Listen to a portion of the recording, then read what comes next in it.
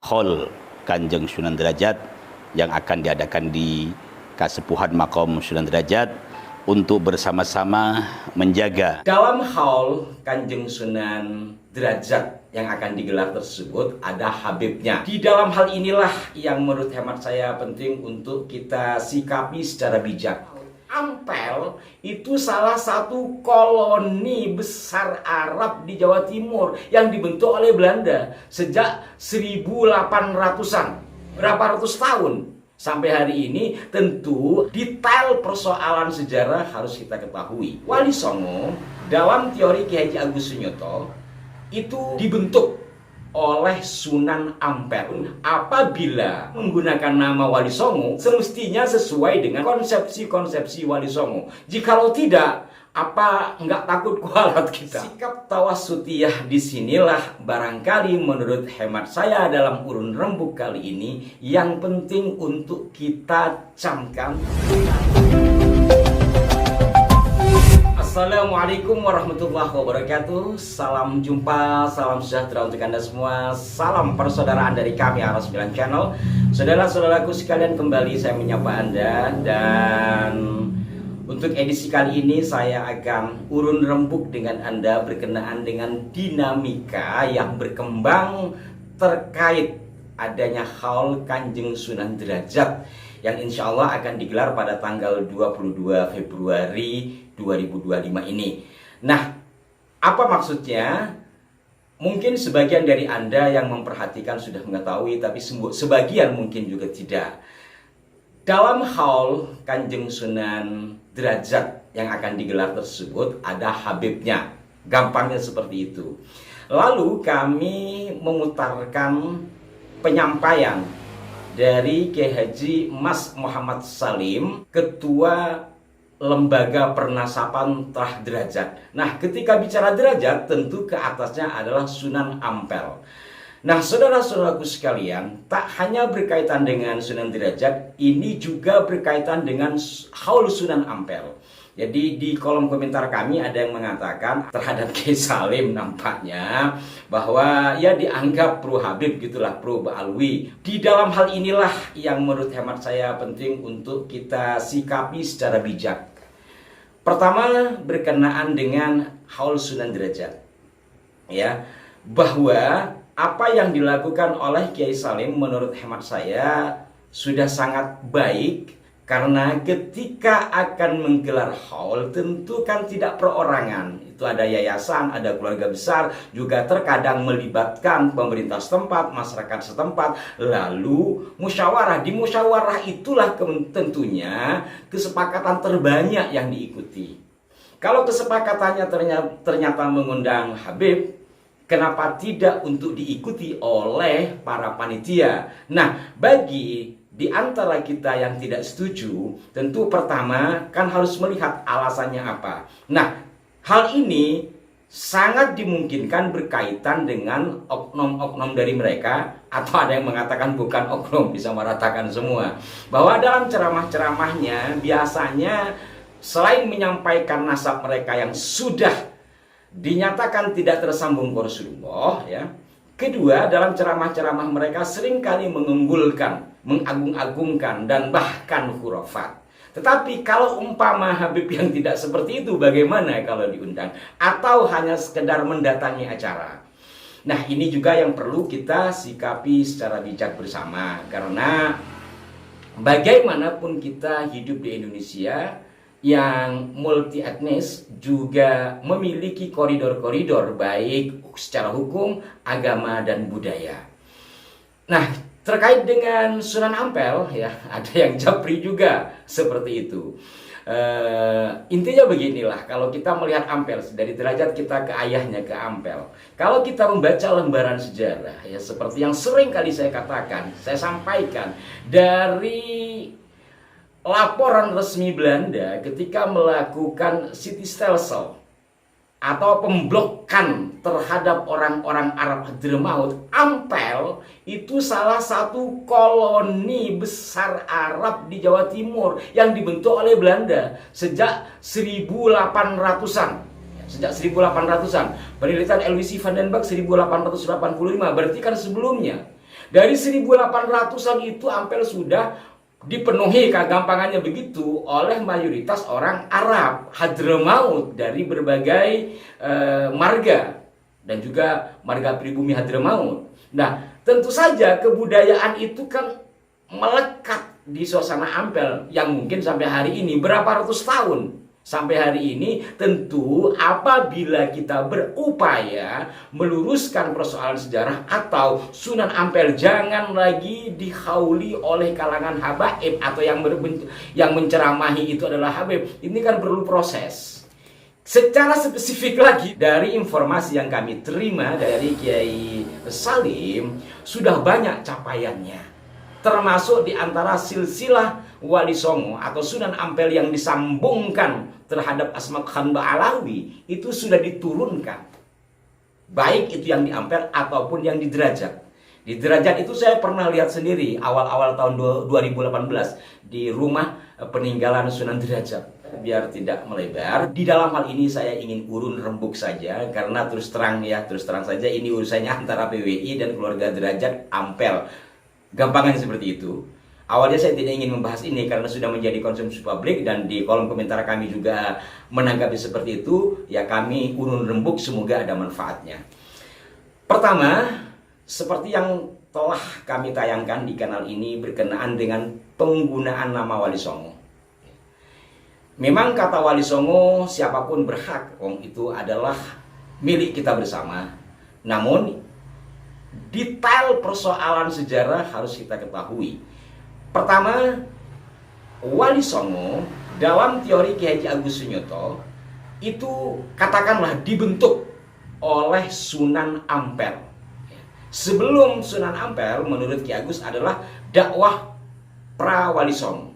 Jadi Wali Songo ini dewan dakwah yang diprakarsai oleh Sunan Ampel dengan taktik dakwah, strategi dakwah yang memadukan berbagai unsur, baik dengan kekuasaan, keilmuan tentunya, dan budaya. Sehingga dengan demikian dalam kurun waktu sekitar 50 tahun, Sunan Ampel berhasil mengislamisasi Pulau Jawa dan beberapa pulau lainnya, serta berhasil membuat kader yang dari ini kemudian berkembanglah Islam. Hatta wafatnya Kanjeng Sunan pun Islam terus berkembang karena strategi Sunan Ampel yang luar biasa bahkan diakui oleh sejarawan dunia. Demikian catatan Ki Agus Sunyoto dalam salah satu diskusi sejarah bersama kami ketika masih di Les Bumi dulu.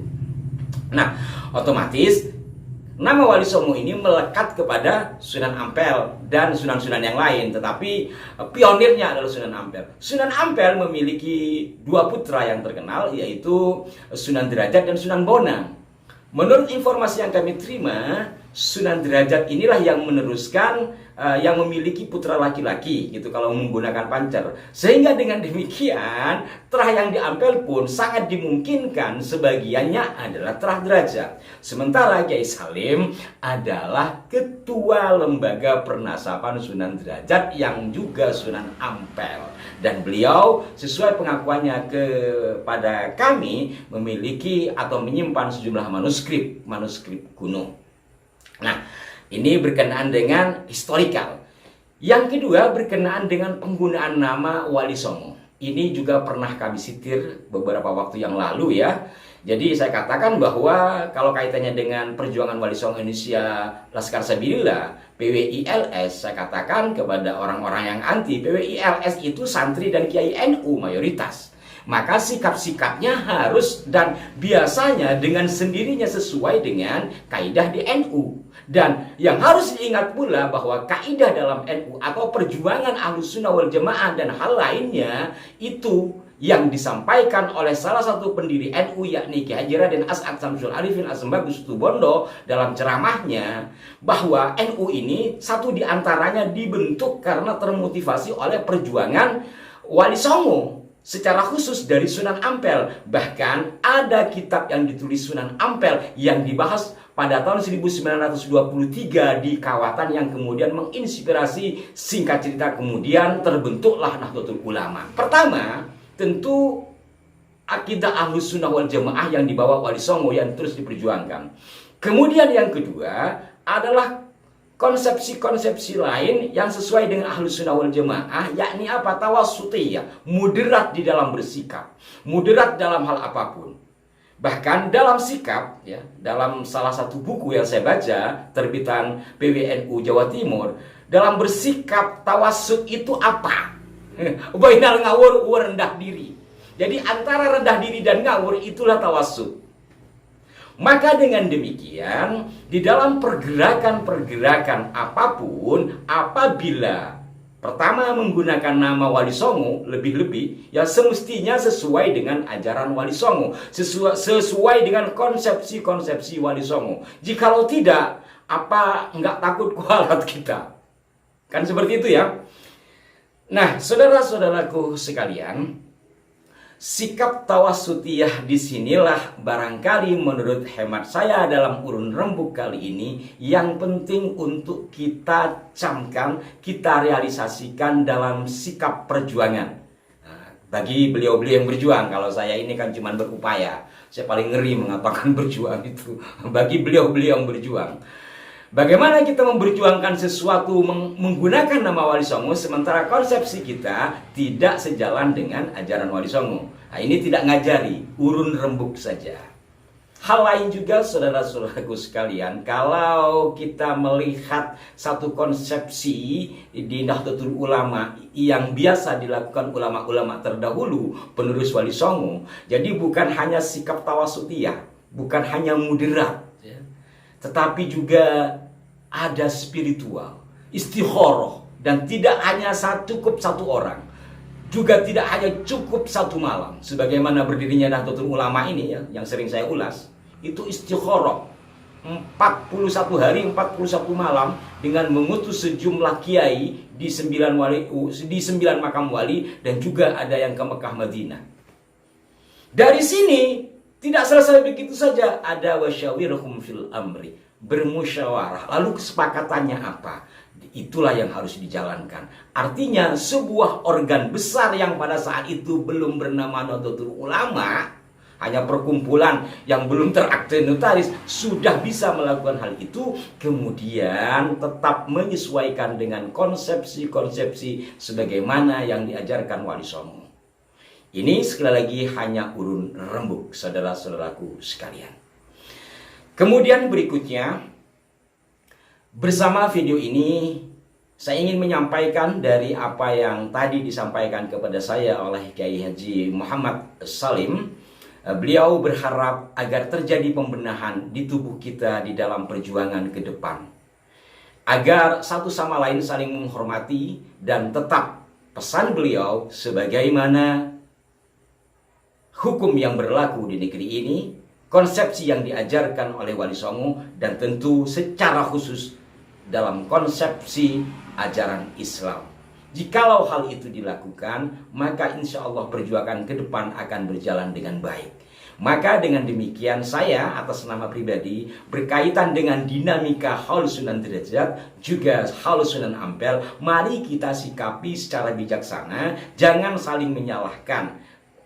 Kalau perlu kita bertanya kepada diri kita, apa yang telah saya perbuat agar persoalan ini menjadi clear, agar haul-haul dari dua tokoh besar itu tidak dimasuki oleh klan tertentu yang selama ini kita kenal sering kali menyampaikan sesuatu yang tidak sesuai dengan data. Semoga dapat dimaklumi dan semoga kita semua mendapatkan barakah dari Allah, wasilah para Wali Songo, dan semoga juga para waliullah yang tergabung di Wali Songo mendengar hal ini dan mendoakan kami kepada Allah serta memberikan restunya sehingga perjuangan atau perjalanan pergerakan menuju titik perbaikan ini bisa berjalan dengan baik sesuai dengan ridho Allah Subhanahu wa taala. Mohon maaf jika ada kekeliruan. Sampai jumpa. Wassalamualaikum warahmatullahi wabarakatuh.